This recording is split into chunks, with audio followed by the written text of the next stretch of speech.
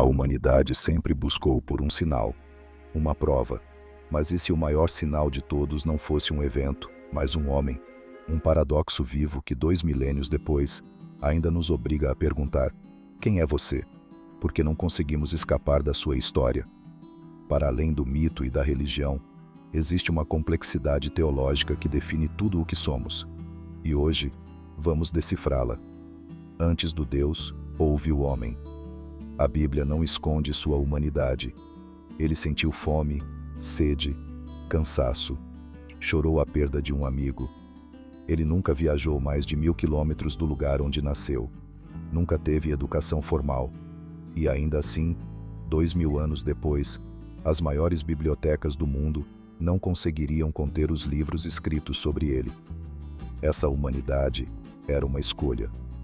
O apóstolo Paulo descreve um esvaziamento. Cristo, mesmo existindo em forma de Deus, não se apegou à sua igualdade divina. Pelo contrário, esvaziou-se, assumindo a forma de servo. Ele abriu mão do uso de seus poderes, trancou sua onisciência, para viver como nós, para sentir como nós. Ele não era uma aparição, era o Deus infinito, contido em um corpo finito. E aqui, o mistério se aprofunda. Como ele pode ser 100% Deus e 100% homem? O Evangelho de João é a chave. No princípio, era o Verbo, e o Verbo era Deus. Ele não foi criado. Ele é o Pai da eternidade, o Alfa e o Ômega. A palavra unigênito, no grego, monogenes, não significa o primeiro gerado, como um primogênito, mas sim o único em sua espécie.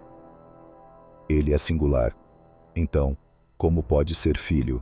A resposta está na função, não na natureza.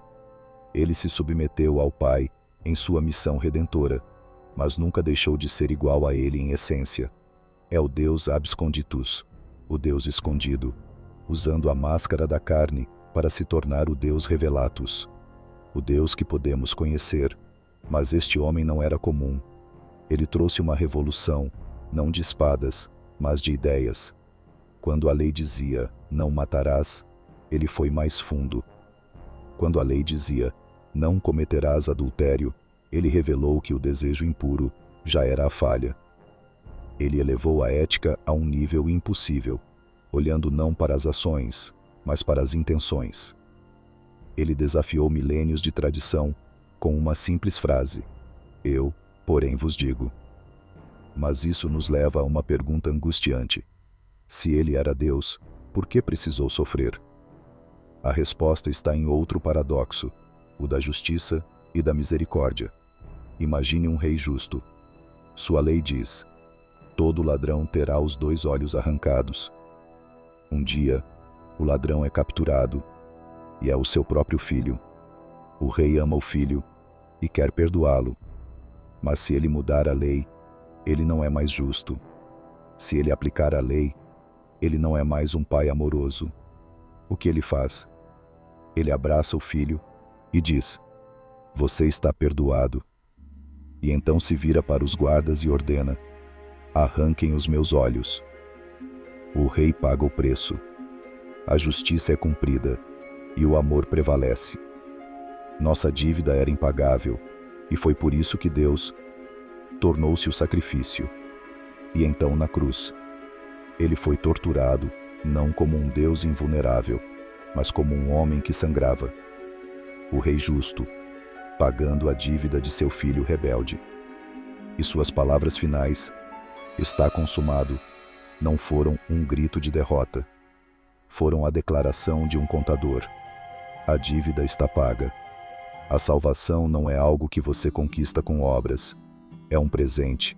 A justificação é o ato legal, instantâneo. Mas a santificação é o processo de tirar a lama de nós, e dura a vida toda. E a glorificação é a promessa final de um corpo que nunca mais pecará. Homem e Deus, rei e servo, sacrifício e vitória. Tentar encaixar todas as suas facetas em um único vídeo é como tentar conter o oceano em um copo. Sua complexidade infinita desafia qualquer rótulo. E é exatamente por isso que a única definição que importa não vem da história ou da teologia, mas de uma resposta profundamente pessoal. A pergunta que ecoa através dos séculos é: quem ele é para você?